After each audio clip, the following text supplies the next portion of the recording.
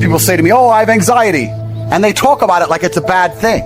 Like this anxiety demon has come into his life and ruined his life. You have anxiety over stupid shit. Keep your anxiety demon, and now have anxiety that you're not rich. Get to the point where you can't sit still and watch Netflix and eat ice cream because you are too anxious about the fact that you don't have $100 million. You might start doing some work. Oh, I have depression. Great, fantastic. I'm glad you have depression because you won't feel depressed on a yacht with 20 supermodels, 300 million in the bank, and a Bugatti waiting for you in the marina. Then you won't feel depressed. So it's a good thing you have depression because you don't have those things, and now you have to get them to feel better, so get to work. I have OCD. You have OCD over dumb shit like arranging your Star Wars figurines. You should have OCD about getting your life in order, about being in the gym on time, about training harder than everyone around you, about getting some money in your bank. You don't have to get rid of these conditions. I would argue that Elon, the man who's putting rockets into space, probably has OCD. That's how he managed to get a rocket into space. And you're saying your OCD prevents you from fucking washing the dishes because you're a fuck up and you are a failure. I publicly state that I have anxiety. I have governments try to kill me, getting thrown in and out of jail at random, all of my assets seized, 9 baby mamas, my Jesco's broken, my private jet was clicking on the way here making a strange noise. I know they're trying to kill me anyway. I have anxiety, but I use my anxiety so that I wake up at 6:15 a.m. instantly enraged, getting to work so I win. I grabbed the demon of anxiety by his fucking neck and added him to my legion. He works for me. You have dulled your sword, so you have nothing to threaten the demons with, because you're too busy sitting around in therapy like a little girl. When anxiety turns up, you cower with your little weak, dull sword. I pull my blade and say, you now work for me. By force. I have depression. I have OCD. I have all of it. These demons work for me. They are my army. That is how I've conquered the world. If you're at home complaining, I have OCD, I have anxiety, I have depression, you need to get these demons in check. They are your weapons against mediocrity. Therapists will never tell you that. A therapist will say, oh, we have to get rid of your anxiety. Just bend over, spread your butt cheeks. We're going to get rid of your anxiety. It's not a perfect world. It's a world of war and endless combat and chaos. My legion of darkness is made up of monsters because monsters fight monsters. I can only beat my enemies because of all my flaws. It's because of everything that's wrong with me. There's things wrong with me, supposedly.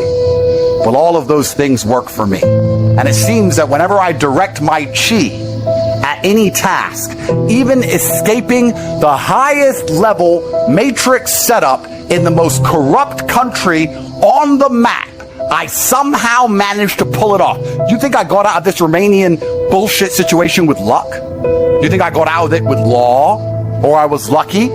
I woke up 4 or 5 times a night. I could not sleep. When you wake up and you cannot sleep, you know what you do? You lay in bed and cry like a baby.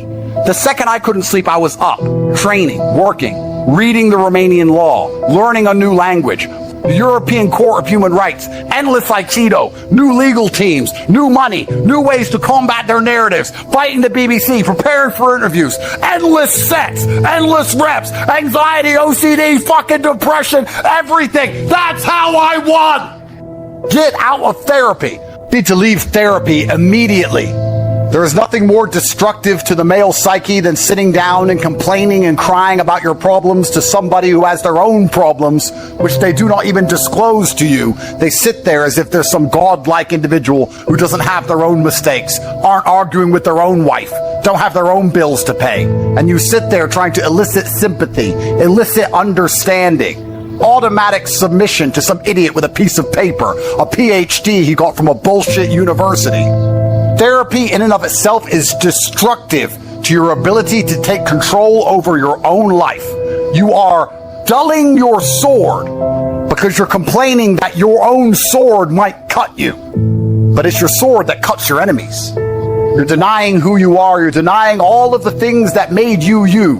God gave you all of these difficult situations so that you could challenge yourself and you could find the best way to navigate them and stay sane. That is why God gave them to you, so that you can become a better version of yourself. And instead of learning lessons, instead of being thankful to God for the difficult things He's put you through, you instead go and cry to some human, fallible creature, complaining about how something happened 21 years ago. A therapist doesn't have a fucking time machine. And they don't try and make you feel better about what happened. They try and just justify your terrible reaction to said events. Because there's only one true human emotion that should come from negative scenario, which is anger. Someone can kill a member of your family and you can get sad or you can get angry. Angry gets something done. Sad? That's just sitting around hoping others feel sorry for you. Sad belongs in the therapy room. But anger belongs out here in the world. Directed anger. Focused anger. I'm not saying you start smashing your head against the wall like an idiot. I'm saying that very much like a focused concentration of water through a dam can power a city. That is how your anger should work. You should focus it in the exact direction it needs to go to solve the problem. If you're poor, get angry. If your woman left, get angry. Get angry at yourself for being left. Don't get angry at the world you're poor. Get angry at yourself because you can't afford all the things you want. Anger is the correct response to any emotion because anger elicits instant action. You know, I'm so anti-therapy, and I've had these conversations so many times with people. Their answer is that I need therapy, supposedly. If I need therapy, how come every single person on the planet knows my name? How come every single time I walk in the room, they're like, Mr. Tate? And everyone starts going, Top G, and getting cameras out. How come I'm an international celebrity with hundreds of millions of fucking dollars? How come when I was thrown in jail and put in a Romanian dungeon for 4 months to stare at the wall, I came out perfectly fine and still destroyed the mainstream media in all of their setup interviews in a way you could never do? How come I'm so monumentally successful and my women never turned on me and all I do is win, and you're telling me that I need therapy while you're in therapy and you're a nobody? Nobody even knows who you are. I don't need therapy. I self-therapize with anger because anger makes me brave. And my bravery has allowed me to grab demons by the neck. Anger is a fantastic force. It's perfectly fine for you to look around at your life, look at the house you live in, look at the car you drive, and get pissed off and go, you know what, I want a nicer house, and I want a faster car. There's nothing wrong if you take that anger and you direct it in the correct direction. Right now you're watching it and you look around you and you don't own the home you're in, get pissed off. If there ain't a Ferrari on your drive, get pissed off. You just sit there and realize, whoa. I have a few years of consciousness, and even less than that, I have a few short years as a young man. Age will damage you. I mean, if you're a millionaire in your 60s, it's not nearly as good as being a millionaire at my age. I became a millionaire at 28. You need to realize you got a few short years as a young man, you're wasting them.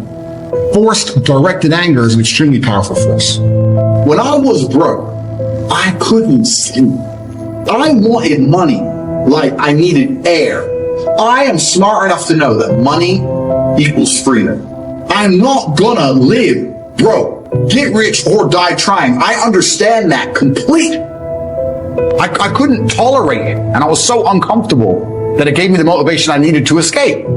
It's very easy to get exactly what you want if you try. What you have is people who try 60%. They try one day, then they miss a day. And then they say, I tried my best, but I still failed. You didn't try your best because you missed a day. I have always tried my best, which is why I have everything I've ever tried to get. I don't have the things I didn't try to get.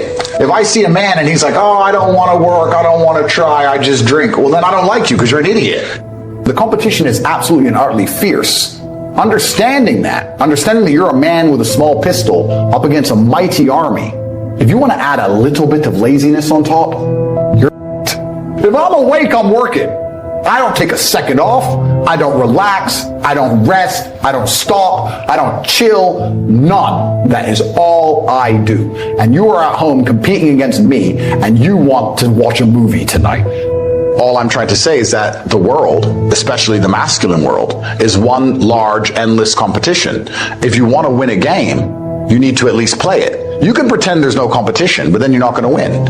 If you wake up and realize that the car you want, other men want, the house you want, other men want, the job you want, other men want, when you realize this, you're like, okay, now I know the competition, let me go try and win. If someone were to say to me, Andrew, how do I get rich? I'd say, well, then you have to understand that all the money you're trying to make, other people are trying to make. So you need to be faster, you need to be more competitive, you need to try harder, you need to wake up earlier, you need to dedicate yourself. And if they say to me, I don't want to do that, I'm going to say, okay, then you're a loser. Go lose. Here's the next man who wants to win. And then when he wins, people are going to ask him how he did it. And I'm going to say, because he played the game.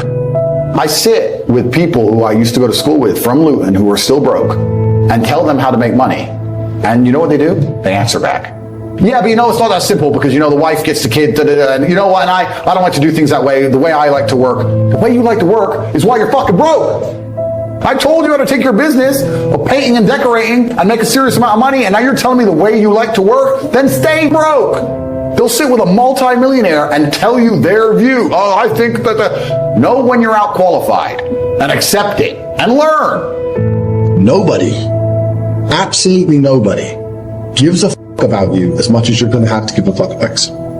Nobody cares about you as much as they need to care to fix your life. Even your parents, even your friends, they care about you. Yeah, sure, there may be 2 or 3 people on the planet genuinely care about you. But nobody is going to come to your bed, drag you to a job, force you to work hard, and go and buy you a Ferrari. You are never going to have any of the things you want if you do not get them yourself. So if someone's overweight, they chose to be overweight. If someone's broke, they chose to be broke. I believe everything in the world is a choice. People will argue with me when I say that. They say, no, I didn't choose to feel this way. And I'll argue back that believing everything is a choice empowers you to make the change. Trying to say that everything is not a choice removes your power and your authority and your responsibility and your capability. So I think the most powerful thing you can do if you're a depressed or sad person is accept that you have chosen to be one and you can choose to stop being one. But surely your mindset as a man, especially in the world today, should be the mindset which allows you to be most competitive and win. Forget truth. If I believe the sky is green, but it doubles my net worth, then you can say the sky is blue all day long. I'm saying it's green. My net worth is doubled because of it. So what is truth? What even is true and false? All of history is a lie. Everything on the news is a lie. What even is true and false? True and false is adopting the mindset or the strategies which allow you to compete. That's what's true. It's like fighting. People say lucky punch. There's no such thing as a lucky punch. It landed and you threw it. That's a punch. So what is true? Well, for me, what is true is what allows me to feel most powerful. When I look at scenarios or situations, I sit and say, option A makes me feel weak and helpless, and option B makes me feel powerful. So I believe B to be true. And that's where my whole worldview comes from. The primary objective of my thoughts and feelings and reality is to win. It's not to feel happy. It's not on some garbage, endless quest for what might be true. It's to win all of the time. So I optimize for competitiveness and I optimize for performance in all things, which is very unpopular with a lot of people. Most people don't optimize for that. Most people optimize for the worst thing possible. You know, the worst possible mindset you can try and optimize your life for? Happiness. Happiness is for women and children. As a man, if you wake up and go, I want to be happy today, you're going to do unimportant, narcissistic, hedonistic garbage. Eat too much, drink too much, sit around and play video games, smoke weed. You're not going to achieve anything if you want to be happy. As a man, 99% of the time, you're going to be stressed or annoyed about something that's just happened, currently happening, or about to happen. That's life. We live constantly anxious. We have a lot of things to do. And you either suffer the consequence of the stress it requires to be a somebody, or you suffer the consequence of having no stress because you're a fucking nobody and you work in Starbucks and then you're a no one. So many men say to me, oh, how I don't feel happy. I'm like, so? You think I'm happy? I got nearly $1 billion. I'm still stressed. I got criminal convictions, work to do. I was up at 6 a.m. I got to go here. I got to go there. I've got to train. I've got to do this. I've got to do that. At what point do you think you've earned the right to wake up as a man and feel happy? Losers have this problem with temporary motivation. A loser will come and say, I really want to change my life. I can't live like this anymore. And they'll mean what they say for about 2 days. And then they're happy to go back to being a loser again. And that's why they never escape. They never get the terminal velocity required to break free from the atmosphere of mediocrity. The reason it's so easy to win in the world today is because the majority of people are perfectly prepared to lose. You have to wake up and you have to give a shit. You have to wake up and go, you know what? I'm responsible for my health, and I'm responsible for my finances, and I'm responsible for my family, and I'm responsible for the decisions I make, and I'm responsible for my motivation, and I'm going to win.